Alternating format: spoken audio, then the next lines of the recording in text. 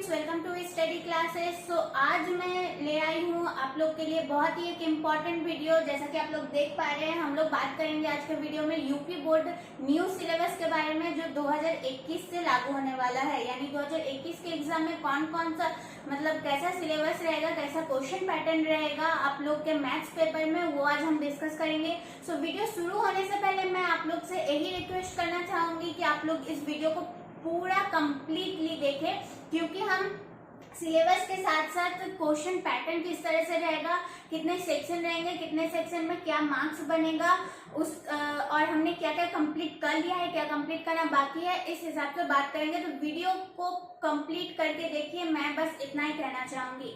तो सबसे पहले मैं आप लोग के जो मैथ सिलेबस है उसमें से यूपी बोर्ड में 10% की कटौती की गई है।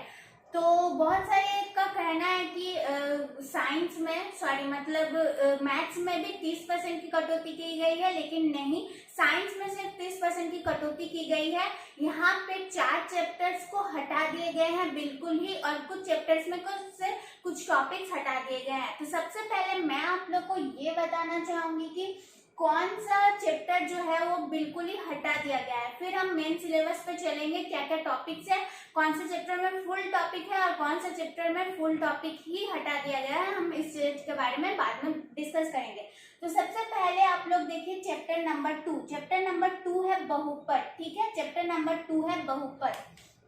तो चैप्टर नंबर 2 जो है वो कम्प्लीटली हटा दिया गया है। सबसे पहले यही चैप्टर्स देखते हैं जो कम्प्लीटली हटा दिया गया है। तो बहुपद वाला जो चैप्टर है वो कम्प्लीटली हटा दिया गया है। बहुपद का परिचय, शून्यांक, गुण्यांक और सबसे इम्पोर्टेंट था एल्गोरिथम का सूत्र, एल्गोरिथम का कथन क्या था। तो मैंने कंप्लीट करवा दिया है ये चैप्टर। तो बहुपद, गुणांक, शून्यांक और एल्गोरिथम का कथन, ठीक है, ये सारी चीजें हटा दी गई है। आप लोग क्या कीजिए, अपने एनसीईआरटी बुक में टिक कर लीजिए या फिर लिख लीजिए कि ये सारे चैप्टर सब हमारे सिलेबस से हटा दिए हैं, इस चीज की हमें जानकारी लेने की कोई जरूरत नहीं। और मैं आप लोग को ये कहना चाहूंगी कि बहुत ही अच्छा कदम है बोर्ड के माध्यम से, क्योंकि मैंने देखा है कि जिस चैप्टर्स को हटाए गए हैं वो हमारे फ्यूचर्स में या फिर हमारे किसी भी काम नहीं आते हैं, वैसे सारे चैप्टर्स को हटा दिए गए हैं। तो मैं बहुत ही अच्छी एक चीज मानती हूँ कि इन चैप्टर्स को हटा दिए गए हैं। तो चैप्टर 2 कम्प्लीटली हटा दिया गया है, और ये जो 3 चीजें हैं, गुणांक, शून्यांक और एल्गोरिथम का कथन, कम्प्लीटली हटा दिया गया है। यानी पूरा टॉपिक यही तीनों से घिरा हुआ था चैप्टर 2 का, जो कि हटा दिया गया है। फिर चलते हैं, चैप्टर 2 हो गया एंड अब चलते हैं चैप्टर नंबर 5, समांतर श्रेणी। चैप्टर नंबर 5 में था आप लोग के पास समांतर श्रेणी, ठीक है, समांतर श्रेणी। समांतर श्रेणी में चैप्टर नंबर 5, इसको भी कंप्लीटली हटा दिया गया है। चैप्टर 5 ये जो है, ये जो था, ये इकाई त्रिकोणमिति के अंतर्गत आता था। चलिए भूल जाइए कौन सा क्या इकाई है, बाद में सेक्शन डिस्कस करेंगे, मार्क्स डिस्कस करेंगे। सिर्फ आप लोग ये जान के रखिए कि चैप्टर 2 और चैप्टर 5 का फुल टॉपिक हटा दिया गया है। अब बात कर लेते हैं चैप्टर नंबर 6 की। चैप्टर नंबर 6 भी त्रिकोणमिति में आता था। यानी चैप्टर नंबर 6 का शायद 1 मिनट देख लेती हूँ मैं। चैप्टर नंबर 6 त्रिभुज, जो कि त्रिकोणमिति में ही आता था, त्रिभुज, इसको भी हटा दिया गया है। अब जैसा कि अगर आप लोग मेरे रेगुलर व्यूजर हैं तो आप लोग को पता होगा, मैंने आप लोग को कहा था कि चैप्टर 6 में जो कुछ प्रमेय है, प्रमेय 6.1, 6.2, 6.3 और कुछ प्रमेय है जो कि बेहद इंपॉर्टेंट है। झारखंड बोर्ड और बिहार बोर्ड में प्रीवियस ईयर में काफी बार ये क्वेश्चन, ये प्रमेय इस चैप्टर में कुछ प्रमेय था, इस चैप्टर में जो भी प्रमेय है सारे इंपॉर्टेंट है।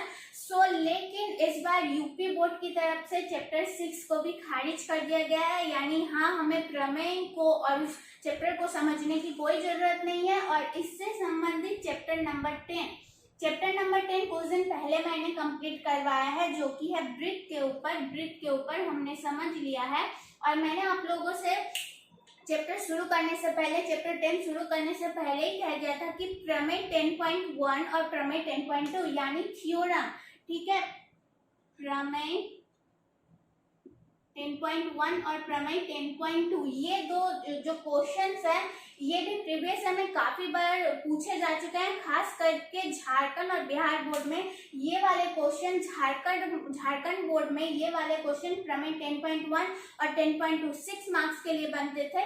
तो अब जो है ये हटा दिए गए हैं। यहाँ पे मैंने प्रमेय 10.1 की बात की है तो मैं थोड़ा डिस्कस करना चाहूंगी।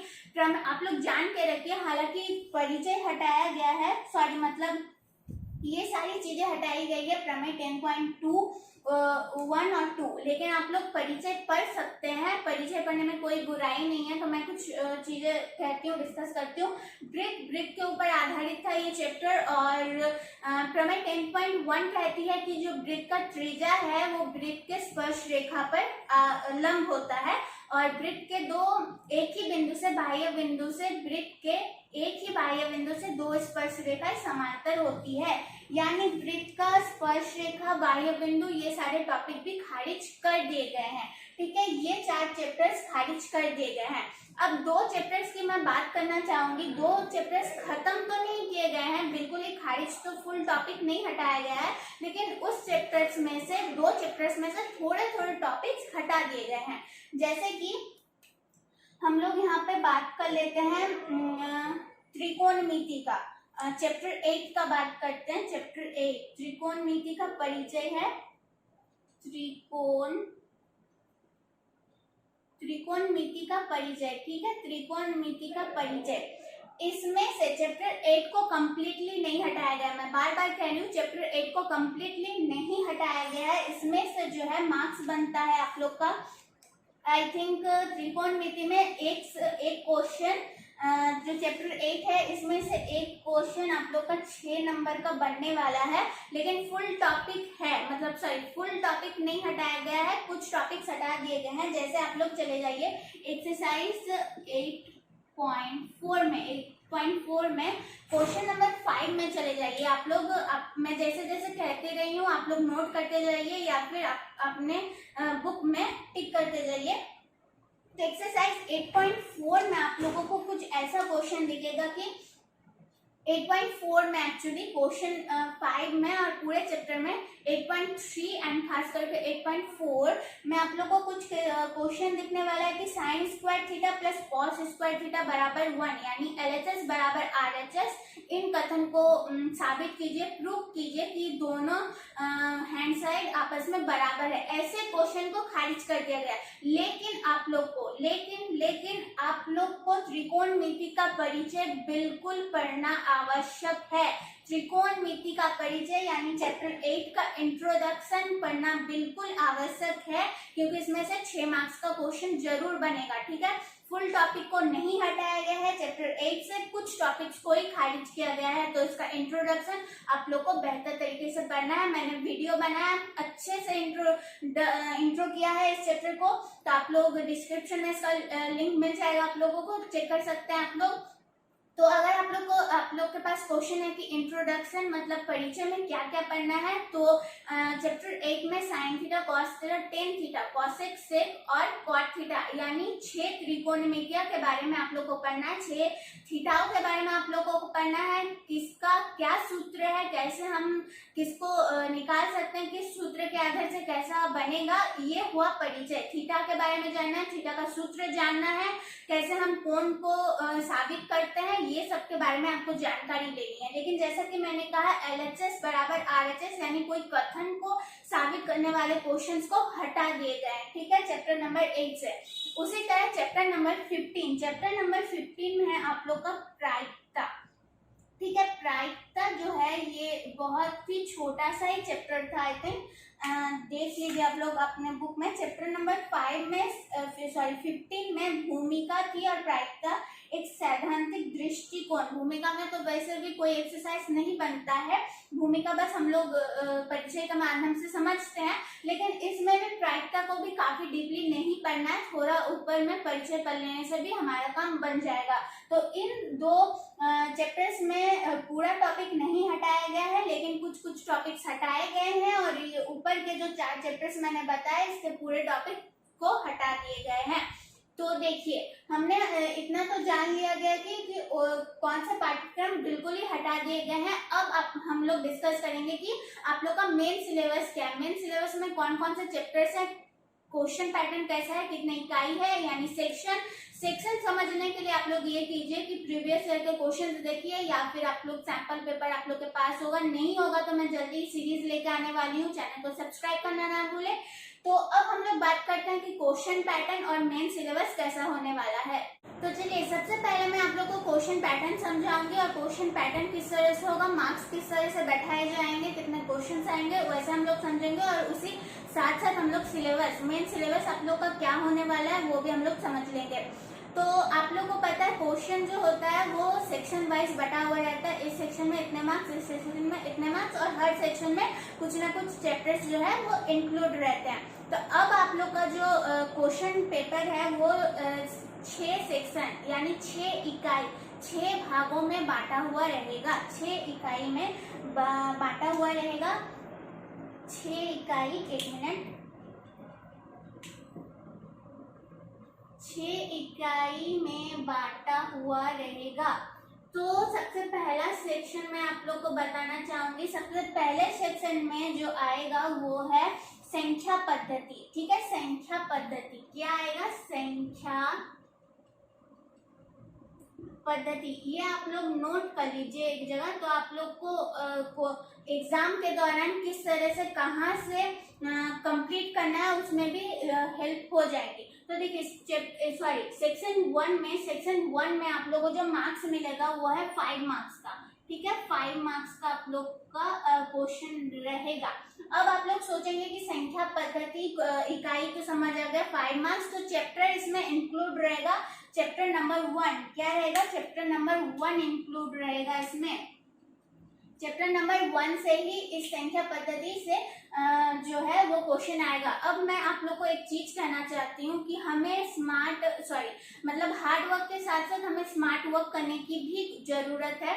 तो देखिए चैप्टर 1 से क्वेश्चन बनेगा। अब मैं आप लोगों को कहना चाहूंगी, एक अच्छा ट्रिक बताना चाहूंगी कि चैप्टर 1 को परिचय पढ़ना है, आप लोगों को कंप्लीट तो करना है, पूरा बुक कंप्लीट करना है, जो सिलेबस में पूरा कंप्लीट करना है। अगर मान लीजिए आप लोग के पास समय कम बचता है परीक्षा में, तो क्या कीजिए आप लोग एक्सरसाइज 1.3 को बेहतर ढंग से रिवाइज करके जाइए। ठीक है, क्योंकि पूरे चैप्टर में एक 1.3 ही है जिससे क्वेश्चन बनता है। देखिए जैसे झारखंड बोर्ड में मैं बात करती हूँ, झारखंड बिहार बोर्ड में, यूपी बोर्ड इसलिए मैं अभी शामिल नहीं कर रही हूँ कि क्वेश्चन पैटर्न अब नया बनने वाला है, सिलेबस नया बनने वाला है, तो दिक्कत हमें होगी, लेकिन मैं कोशिश करूंगी कि अगर अपडेट मुझे मिल जाता है तो आप लोग के तक भी मैं अपडेट पहुंचा दूं। तो अभी जैसा कि मैंने कहा कि झारखंड बोर्ड में एक्सरसाइज 1.3 से ये जो है, इस एक्सरसाइज से 6 मार्क्स का क्वेश्चन बिल्कुल बनता था, हर साल बनता था। तो चैप्टर 1 में सिर्फ यही एक्सरसाइज 1.3 जो है बहुत इंपॉर्टेंट है, तो एक्सरसाइज 1.3 आप लोग को अच्छे से करके जाना है। अब बात करेंगे हम लोग इकाई नंबर 2 की। इकाई नंबर 2 में है बीज गणित। ठीक है, बीज गणित में आप लोग का मार्क्स बन जाएगा 18 मार्क्स। देखिए 18 मार्क्स बेहद इंपॉर्टेंट रखता है हमारे लिए। 18 मार्क्स किसी भी पेपर में इंपॉर्टेंट रखता है हमारे लिए, क्योंकि आई थिंक आप लोग का 5 पेपर्स होते होंगे, तो उस हिसाब से बहुत इंपॉर्टेंट रखता है 18 मार्क्स। और इसमें इंक्लूड रहता है chapter number 3 and chapter number 4। Chapter number 3 and chapter number 4। ठीक है, chapter number 3 and chapter number 4 के ऊपर मैं बाद में बातचीत करूंगी। पहले इकाइयों को देख लेते हैं। तो सेकंड इकाई हो गया, अब थर्ड इकाई की बारी। थर्ड इकाई में आ जाता है निर्देशांक ज्यामिति। ज्यामिति वाला जो चैप्टर है मैंने हाल फिलहाल में कंप्लीट करवाया है, डिस्क्रिप्शन में लिंक मिल जाएगा। तो ज्यामिति वाला चैप्टर आप लोग को पहले खत्म कर देना चाहिए। ये बनता है 5 मार्क्स का। ठीक है, 5 मार्क्स का बनता है। तो देखिए इसमें जो है, इसमें दो चैप्टर्स इंक्लूड हैं, जैसे कि chapter number 7 and chapter number 11। देखिए यहाँ पे मैं थोड़ा सा बातचीत करना चाहूंगी कि जैसे कि मैंने अभी स्मार्ट वर्क की बात की, तो देखिए यहाँ पे समझ में आ रहा है 5 मार्क्स का है। 5 मार्क्स का है यानी एक क्वेश्चन ही पूछा जाने वाला है जो कि 5 मार्क्स का है। अब वो क्वेश्चन या तो चैप्टर नंबर 7 या फिर चैप्टर नंबर 11 से पूछा जाएगा। चैप्टर नंबर 7 या फिर चैप्टर नंबर 11 से एक क्वेश्चन 5 मार्क्स का पूछा जाएगा। तो अगर आप क्या करते हैं, मैं ये नहीं बोल रही हूँ कि आप लोग को एक ही चैप्टर करके जाना है, ऐसा बिल्कुल नहीं है। आप लोग को बिल्कुल ऐसा नहीं करना चाहिए। लेकिन अगर मैं आप बोल रही हूँ कि अगर आप लोग के पास टाइम कम बचा है तो एग्जाम के कुछ महीनों पहले कुछ टाइम कम बचा है या फिर रिवीजन करना है आप लोग को, करके तो कंप्लीट सब करना है। लेकिन रिवीजन करने में अगर मान लीजिए एक बार आपने रिवीजन कंप्लीट कर भी लिया पूरे बुक का, यानी सिलेबस जितना पूरे बुक का कंप्लीट कर लिया, रिवीजन एक बार चाहे 2 बार जितना भी हो सके उतना बार अच्छा है। लेकिन मान लीजिए लास्ट में क्या कीजिएगा, चैप्टर 11 को अच्छे से रिवाइज करके जाइएगा। क्योंकि स्मार्ट वर्क क्या कहता है कि हमें जिससे आसानी से मार्क्स मिल जाए वो हम सॉल्व करके आएंगे। देखिए चैप्टर नंबर 7 में आई थिंक 3 एक्सरसाइज है और चैप्टर नंबर 11 में 2 एक्सरसाइज है, और इसमें से मैं बता दूंगी कौन सा इंपॉर्टेंट क्वेश्चन है। तो चैप्टर नंबर 11 में ज्यादा से ज्यादा 12 से 13 क्वेश्चन ही इम्पोर्टेंट है, जिसमें से क्वेश्चन मतलब एग्जाम में पूछा जाएगा 12 से या 13 से। तो 12 या 13 क्वेश्चन अगर हम कंप्लीटली अच्छे से रिवाइज कर लेते हैं तो हमें 5 मार्क्स आसानी से मिल जाएगा। लेकिन वहीं पे अगर चैप्टर नंबर 7 पे फोकस करते हैं तो हमें 3 एक्सरसाइज को सॉल्व करना पड़ेगा, यानी 5 मार्क्स के लिए हमें हमारा बहुत सा टाइम जाएगा रिविजन करने में। तो स्मार्ट वर्क यही कहता है कि चैप्टर नंबर 11 को अच्छे से रिविजन कीजिए। ठीक है, मैं ये नहीं कह रही हूँ, मैं बार बार बोल रही हूँ, मैं ये बिल्कुल नहीं कह रही हूँ आपकी आप लोग को एक चैप्टर बिल्कुल ही छोड़ देना है, बिल्कुल ही समझना नहीं है, रिविजन करना नहीं, ऐसा बिल्कुल मैं नहीं कह रही हूँ। ठीक है, तो सेक्शन 3 की बात हो गई। अब चलते हैं सेक्शन नंबर 4 में। सेक्शन नंबर 4 में है त्रिकोणमिति। तो समझ में आ ही रहा है कि चैप्टर नंबर 8 जो है बिल्कुल इंक्लूड रहने वाला है, और त्रिकोणमिति से मार्क्स बन जाएगा आप लोग का, मार्क्स बनेगा 12 मार्क्स का। ठीक है, 12 मार्क्स का बनेगा आप लोग का। यहाँ पे 5 मार्क्स, यहाँ पे 18 और यहाँ पे 5। ठीक है, 12 मार्क्स का क्वेश्चन बनने वाला है, और इसमें इंक्लूड रहेगा chapter number 8 and chapter number 9। Chapter number 8 and chapter number 9। तो यहाँ पे समझ में आ रहा है कि 12 मार्क्स का, यानी 2 क्वेश्चन रहेंगे 6-6 मार्क्स के, 2 क्वेश्चन रहेंगे 6-6 मार्क्स के, एक क्वेश्चन चैप्टर 8 से, एक क्वेश्चन चैप्टर 9 से।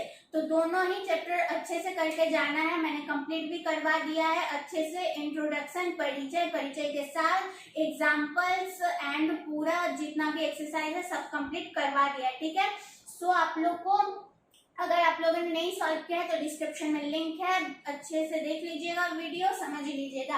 अब चलते हैं 5वें सेक्शन में। 5वें सेक्शन में चलना है हम लोग को। तो 5वां सेक्शन जो है वो है मेंसुरेंस का।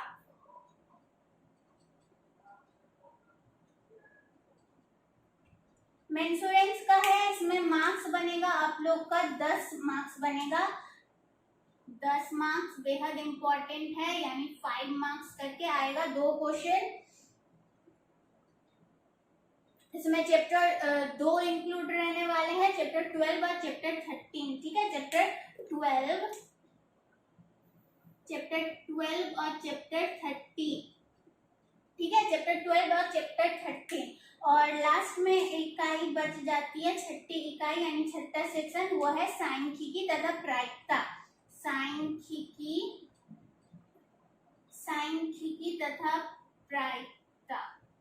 ठीक है, प्रायिकता यानी मैंने बता दिया था आप लोगों को कि चैप्टर नंबर 15 की बात कर रहे हैं और यहाँ पे जो मार्क्स बनेगा वो 10 नंबर का मार्क्स बनेगा, ठीक है, 10 नंबर का मार्क्स बनेगा यहाँ पे। एंड चैप्टर इंक्लूड रहने वाला है चैप्टर 14 एंड चैप्टर नंबर 15, ठीक है। अगर आप लोग वीडियो देखे रहे इतना दूर तो आगे भी देखिए, मैं कुछ इंपॉर्टेंट बात बताने वाली हूँ कि कौन सा चैप्टर हमें सबसे पहले कंप्लीट करना चाहिए। तो देखिए इस हिसाब से चैप्टर 1 है 3, 4, 7, 11, 8, 9, 12, 13, 14, 15, तो टोटल इतने चैप्टर्स हैं हमारे पास। तो अगर आप लोगों को सबसे पहले देखिए, सबसे पहले हमें चैप्टर 8, चैप्टर 9 कंप्लीट करना चाहिए। मैंने कंप्लीट करवा भी दिया है और चैप्टर 1 भी कंप्लीट कर दिया मैंने। तो चैप्टर 1 कंप्लीट हो चुका है, चैप्टर 1 कंप्लीट हो चुका है, यहाँ पे चैप्टर 8, चैप्टर 9 कंप्लीट हो चुका है। अब मैं आप लोगों को कंप्लीट करवाना चाहूंगी चैप्टर 12, 13, फिर 14, 15। ये कुछ चैप्टर्स हैं, 4 चैप्टर्स हैं, 12, 13, 14, 15। ये 4 चैप्टर्स अगर आप लोग के माइंड में एक बार बैठ जाता है, आप लोग कॉन्सेप्ट समझ लेते हैं, परिचय तो मैं समझाऊंगी, कॉन्सेप्ट भी अच्छे से क्लियर करने की कोशिश करूंगी। तो इन 4 चैप्टर का अगर आप लोग कॉन्सेप्ट और सूत्र दिमाग में रखते हैं तो आप लोग रिवाइज करते जाइएगा तो कोई दिक्कत नहीं होगी, ठीक है। और बचता है चैप्टर 7 एंड 11 चैप्टर भी मैंने कंप्लीट करवाया कुछ दिन पहले, तो कोई दिक्कत नहीं होनी चाहिए। दिक्कत होती है तो कमेंट बॉक्स में कमेंट करना। और चैप्टर नंबर 7 को हम लोग सबसे लास्ट में देखेंगे, ठीक है। चैप्टर नंबर 7 थोड़ा सा डिफिकल्ट है और थोड़ा सा समझने में दिक्कत आ सकती है, लेकिन इसीलिए चैप्टर नंबर 7 को हम लोग मतलब माइंड में जितना फ्रेश रहेगा, कोई भी चैप्टर माइंड में जितना फ्रेश रहेगा उतना हम लोग अच्छे से पेपर दे के आ सकते हैं। तो ये सब कंप्लीट हो जाने के बाद चैप्टर 3 एंड चैप्टर 4 में जाएंगे। चैप्टर 3, 4 कंप्लीट होने के बाद ही हम लोग चैप्टर 7 में जाएंगे। तो आज का ये पूरा वीडियो बहुत ही इम्पोर्टेंट था। आई होप आप लोगों को सिलेबस समझ में आ गया होगा। नहीं समझ में आता है तो आप लोग कमेंट बॉक्स में कमेंट कीजिए, मैं लिख के नोट बना के PDF बना के भी एक वीडियो बना सकती हूँ आप लोग के लिए। ऐसा नहीं है कि आप लोग को समझ में नहीं आया तो मेरा कोई दायित्व नहीं बनता है। अगर आप लोग को समझ में नहीं आता तो कमेंट बॉक्स में कमेंट कीजिए, या फिर वीडियो अच्छी लगी तो लाइक करना बिल्कुल ना भूले। एंड बस आज के लिए इतना ही।